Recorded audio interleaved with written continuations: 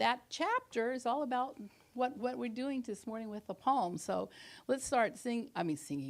All right, you can sing with me. Then Jesus, 6 days before the Passover, came to Bethany, where Lazarus was, which had been dead.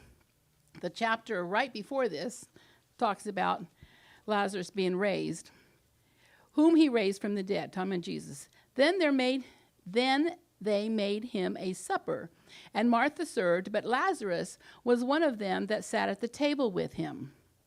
Then took Mary a pound of ointment of spikenard, very costly, and anointed the feet of Jesus, and wiped his feet with her hair, and the house was filled with the odor of the ointment. Then saith one of his disciples, Judas Iscariot, Simon's son, which should betray him, why was not this ointment sold for 300 pence and given to the poor? This he said, not that he cared for the poor, but because he was a thief, and had the bag, and bare what was put therein. Then said Jesus, let her alone. Against the day of my bearing hath she kept this. For the poor always ye have with you, but me you have not always. Much people of the Jews therefore knew that he was there, and they came not for Jesus' sake only, but that they might see Lazarus also, whom he had raised from the dead. They want to see if it was true, right?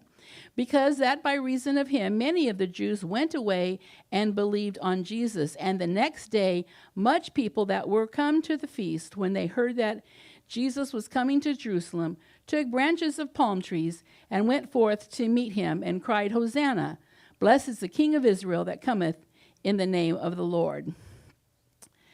All right, so this has always been an interesting story, and people talk about it a lot, and there's people that don't understand it, people that, a little controversy about giving to the poor and all this type of thing. But Jesus accepted Mary's gift immediately, which was interesting because last week, remember we talked about the Israelites coming and giving their offering for the temple, and they gave so much that they couldn't contain it, right? And so we had to say, stop. They gave so much that it had to stop. But here, the people wanted her to stop before she gave extravagantly, all right?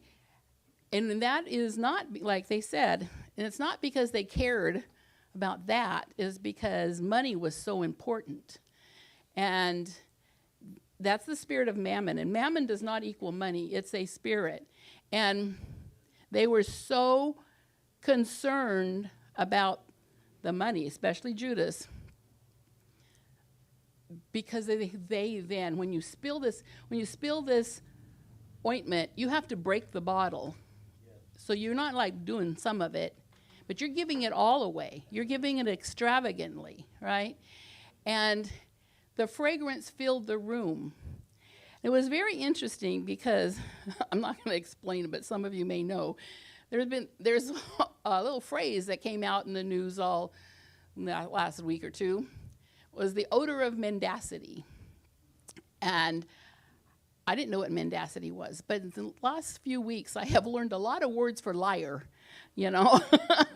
and that's what this is. This situation happened that left an odor of lying, left an odor there.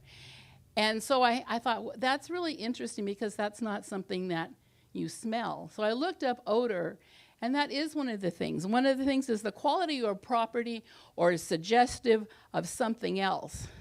So you can have a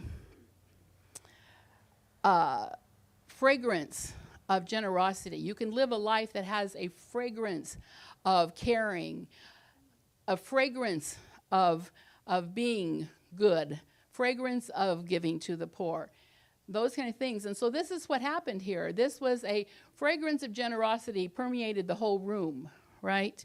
And the reason the difference here is because her heart was right. And Jesus will accept any offering you give when your heart is right, when your heart has that odor of generosity. So in this, what I got was like, here is somebody extravagantly giving, and then the people came out and extravagantly praised.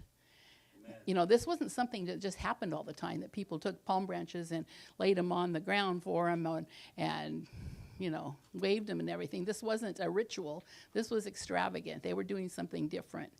And that's what we need to do. We need to get to the point where our generosity has no subterfuge, no I'm going to give this much because then the people will be satisfied, because God knows, right? Amen.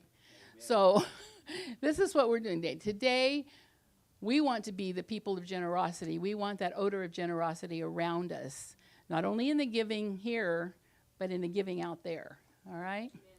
So let's stand and bring the Lord's tithe this morning. In a little bit, we will be receiving the offering. If you have a visitor card, you can put it in either basket. We'd appreciate that. Or you can hand it to us. But let's bring the Lord's tithe. All